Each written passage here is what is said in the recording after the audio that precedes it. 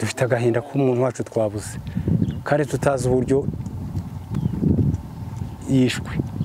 Nicyo kibazo dufite kugeza ubu. we mufana Njyewe ndi nyirarume, njyewe yari mwishywa wanjye, mubereye nyirarume. Harakorwa iperereza ryo kugira ngo tumenye urupfu rwe n'abamwishe nabo babihanirwe by'intangarugero. murakeka se undi wamujije iki? Oya, ntabwo ari ubwambuzi. Wakwambura utu umuntu mwiriranywe, bamukekagaho iki se? Dore hatuye yaravuye mu bukwe azana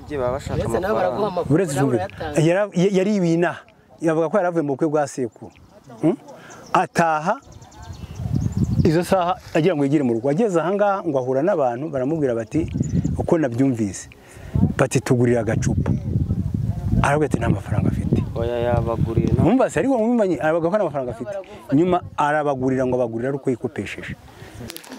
Nitwa Rukundo Pacifique, nkorera ahangaha muri no centre yo mu Gihege. Tega kamvirope mushyirire. Nkorera muri no centre yo mu Gihege.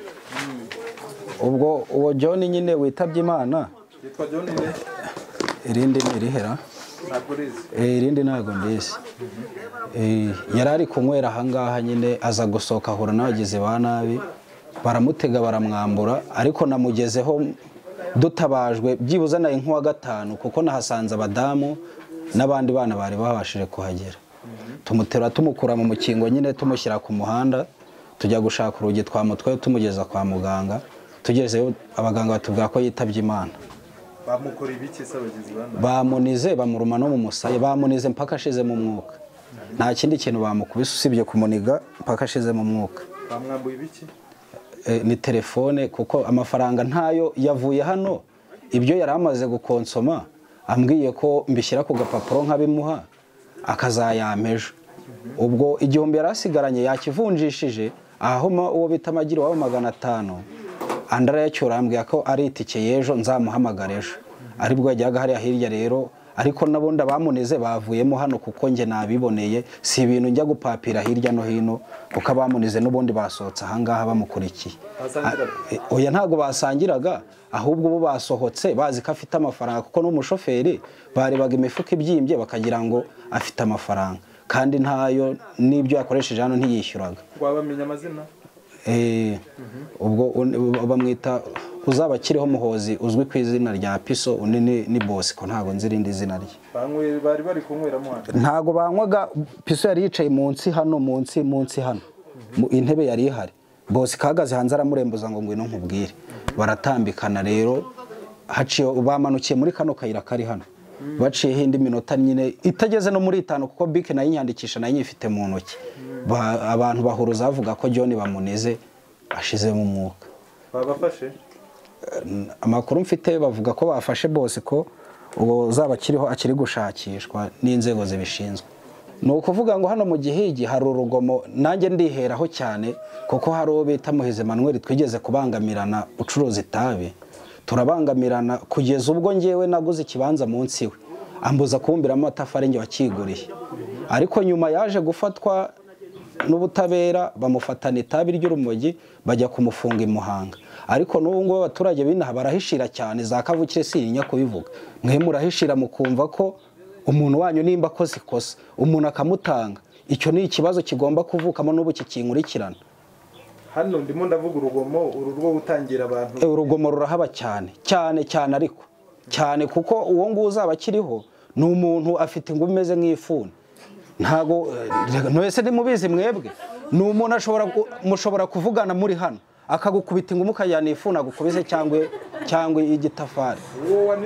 Uwo wanizo ngo si inshuro ya mbere nta gereza atafungiwemo rwose, nta gereza atigeze afungirwamo, kuko ndumva mu minsi ishize bari bamufunze nabwo ngo yambuye umuntu ku Munyinya, abo arabacika, abo bakoranaga nabo bo bari babafunze, umwe bamujyana i Nyamagabe abandi bari i Muhanga, niwe wari usigaye.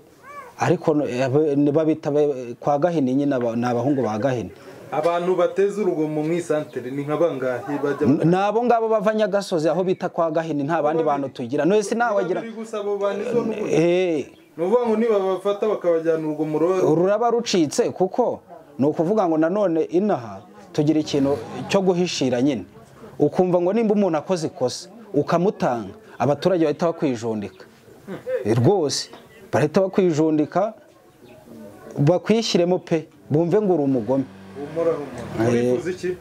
Icyo twifuza ni uko bamunogonora nyine natwe tukaba dufite amahoro. Ntuheze nk'ubu nararanye igare rye hano mu nzu ariko naraye nicaye mfite umuhoro mvuga ati n'ikiza nawe ndahita nyicanga. Igare rye nyine iryo wanize igare rye ubuyobozi kuko twamujyanye kwa muganga igare rye riparitse hano babwira umudamu ngo nareshyire mu nzu aho nziye rero uwo bita uzaba akiriho nyine uwo nguwo yasize n'igare hano yanize umuntu twahasanze ingofero ye n'urukweto kuko ingofero yari yambaye turayizi nta muntu utayizi kuko nahageze noneho uwo bita Bosco namufashe mu kubita kopa nari mfite nyimukubita mu mugongo ndamubaza ko ari wowe usohokanye na Piso iwanjye mu nzu ari he arambwira ngo ntago mbizi ngo twatandukanye ngo nje ntago nzahana navuga ati ko ingofero iri kuri John hano mu mukinga aho yaguye igare rikaba riparitse wanjye Piso ari he turamubura kugeza neza isara cyashakishwa yanagarutse no kureba oya ntago yigeze agaruka ariko aracyari nahangaha igare riracyari hano ndacyaribitse. Hanyuma se igare yarikoreshaga iki? Yari umunyonzi ariko bya nyirarureshwa kuko ni umuntu w'ingiga w'umusore wa danje nta bene gahini nta muntu bundi naho ujya upfa kubisukira. Nuza uwo banize we yakoraga iki? Yari umutagisimeni nyine yatwaraga iriya modoka ya picnic ikora tagisi.